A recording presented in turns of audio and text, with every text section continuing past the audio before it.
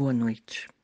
Que a paz de Deus envolva a todos, permitindo esquecer as nossas preocupações, acalmar os nossos pensamentos e tranquilizar os nossos corações.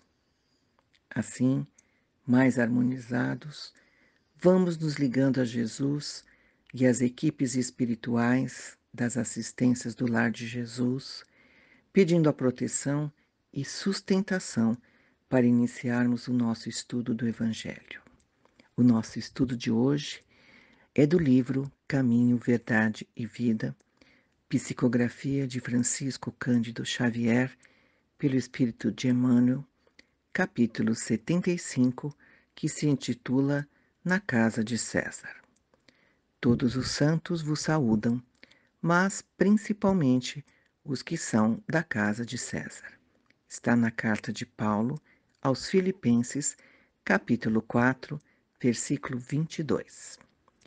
Muito comum ouvirmos observações descabidas de determinados irmãos na crença, relativamente aos companheiros chamados a tarefas mais difíceis, entre as possibilidades do dinheiro ou do poder. A piedade falsa está sempre disposta a criticar o amigo que, aceitando laborioso encargo público, vai encontrar nele muito mais aborrecimentos que notas de harmonia.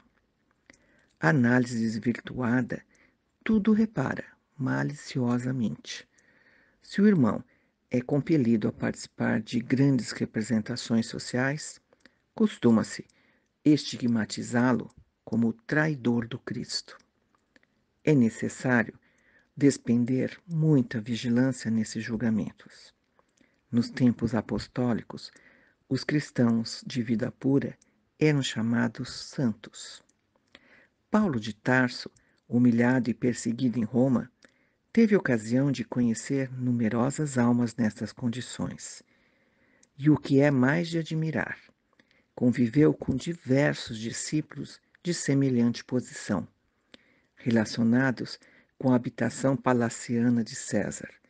Deles recebeu atenções e favores, assistência e carinho. Escrevendo aos Filipenses, faz menção especial desses amigos do Cristo. Não julgues, pois, a teu irmão pela sua fortuna aparente ou pelos seus privilégios políticos. Antes de tudo, lembra-te de que havia santos na casa de Nero e nunca ouvides tão grandiosa lição.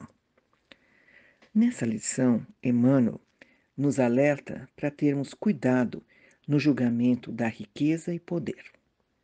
Julgamos o semelhante com todo rigor, sem estabelecer critérios e princípios básicos. Desconhecendo detalhes e razões, damos a nossa sentença. Mesmo conhecendo, não devemos julgar, mas podemos analisar com indulgência e caridade os quadros da sociedade humana nas mais diversas configurações. Emmanuel nos adverte para que não olhemos o prestigiado político ou rico com os olhos de prevenção, como se ele não merecesse nosso respeito moral. As boas pessoas também são chamadas aos cargos políticos e conseguem fortunas pelo trabalho digno, fazendo bom uso do poder e fortuna para o bem comum. Para melhor entendermos, Emmanuel traz a lição contida numa saudação final da carta de Paulo aos Filipenses, que está no capítulo 4, versículo 22, que diz: Todos os santos vos saúdam, mas principalmente os que são da casa de César.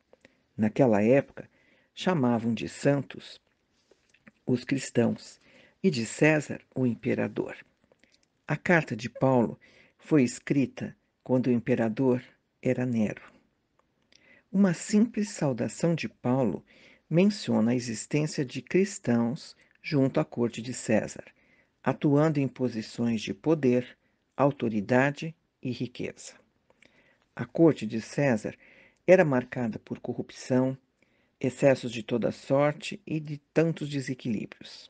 Mas a bondade divina, colocou nesse ambiente hostil cristãos em uma missão difícil de transformar e melhorar a tudo e a todos, agindo com renúncia, dedicação e luta, com corações dedicados a vivenciar os ensinamentos de Jesus em todas as esferas da vida de maneira justa e correta.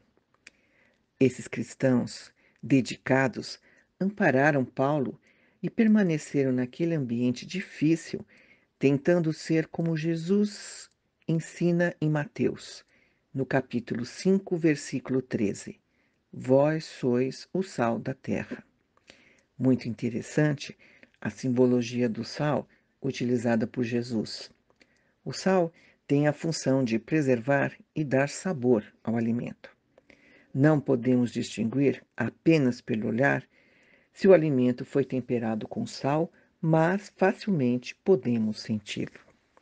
Da mesma forma como o sal possui a função de preservação e é uma presença anônima, mas que faz a diferença, assim deve ser a postura do cristão verdadeiro, aonde estiver, combatendo a corrupção moral e espiritual da sociedade na medida exata, sem excesso e sem omissão, conservando os valores dignos, vivendo de acordo com os ensinamentos do Cristo e sendo referência para muitas pessoas do seu convívio.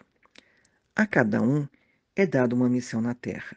A questão é vivenciar os ensinamentos de Jesus em todas as esferas da vida de maneira justa e correta, pautando as nossas ações. A prova da riqueza ou do poder são mais difíceis do que a ausência delas, pelos excessos que podem conduzir o indivíduo ao fazer uso de bens e facilidades que tenha acesso.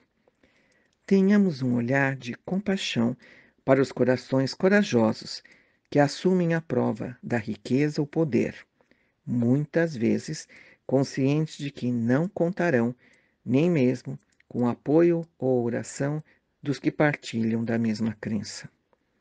Apoio no sentido de vibração, para que triunfem e façam bem a tarefa que lhes cabem perante a sociedade. Lembremos a orientação de Kardec, que diz que o homem que está mais desmaterializado valoriza a experiência na matéria, mas não se prende a posses, cargos, circunstâncias e sabe extrair um máximo de tudo para construir os valores do espírito. Lembremos que Deus nos concede a reencarnação como bendita oportunidade de reparação de nossas faltas, ao tempo que nos faculta crescer e produzir no bem. Existe um pensamento atribuído a Madre Teresa de Calcutá que diz: se você julga as pessoas, não tem tempo de amá-las. Essa foi a nossa lição de hoje, graças a Deus.